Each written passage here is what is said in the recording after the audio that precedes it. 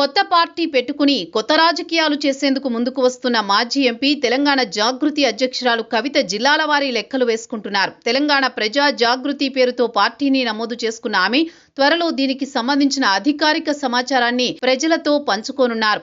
అయితే ఈలోగానే కవిత ground work smart చేసినట్టు తెలుస్తోంది. జిల్లాల వారీగా తనకు ఉన్న బలాబలాలను ఆమె అంచనా వేస్తున్నారు.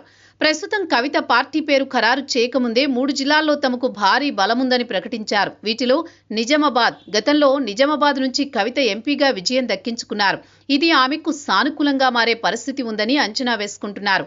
ఎంపీగా అప్పట్లో చేసిన అభివృద్ధి, ఆయా ప్రాంతాల సమస్యలపై ఉన్న పట్టు కారణంగా తమ పార్టీ ఇక్కడి ప్రజలు జై కొడతారని అంచనా వేస్తున్నారు. ఖమ్మం జిల్లాలో సహజంగానే బీఆర్ఎస్ మంచి ఫాలోయింగ్ ఉంది. ఒకప్పుడు టీడీపీకి అనుకూలంగా ఈ జిల్లాలో బీఆర్ఎస్ పుంజుకుంది. అయితే ఆ వర్గాన్ని తమ వైపు తిప్పుకునేందుకు కవిత ప్రయత్నిస్తున్నారు. ముఖ్యంగా ఇక్కడి సింగరేణి బొగ్గుగనులకు కవితకు మధ్య అవినాభావ సంబంధం ఉంది. గతంలో ఆమె సింగరేణి కార్మికుల పక్షాన నిలబడ్డారు. కార్మికుల సంఘానికి చైర్మన్గా కూడా పనిచేశారు. ఈ ప్రభావంతో ఇక్కడ కొత్త పార్టీకి ప్రజలు బ్రహ్మరథం పడతారని అంచనా వేస్తున్నారు. ఇది మహారాష్ట్రకు అత్యంత చెరువులో ఉన్న జిల్లా. ఇక్కడ గిరిజన, ఆదివాసీ తెగలకు చెందిన ప్రజలు ఉంటారు. వారి ఓటు బ్యాంకు తమదేనని కవిత భావిస్తున్నారు.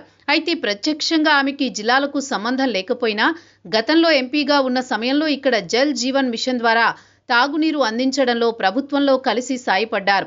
ఈ తరహా ప్రయత్నాలు ఇప్పుడు మేలు చేస్తాయని కవిత లెక్కలు వేసుకుంటున్నారు. హైదరాబాద్, రంగారెడ్డి ఈ 2 జంట జిల్లాల్లోనూ కవిత రాజకీయాలకు కలిసి వచ్చే పరిణామాలున్నాయన్నది జాగృతి నేతల ఆలోచన.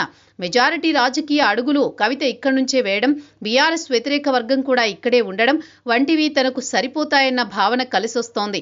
అటు కాంగ్రెస్, ఇటు బీఆర్ఎస్ కాని పక్షాలు ఇతర పార్టీలతో విభేదించేవారు తమకు కలిసి వస్తారన్న అంచనాలు వేసుకుంటున్నారు. ఇలా ఇప్పుడే జిల్లాల వారీగా ఒక అంచనా వేసుకుంటోన్న కవిత పార్టీ పెట్టాక మరింత ఎక్కువగా దూకుడు చూపించేందుకు ప్రయత్నిస్తున్నారు.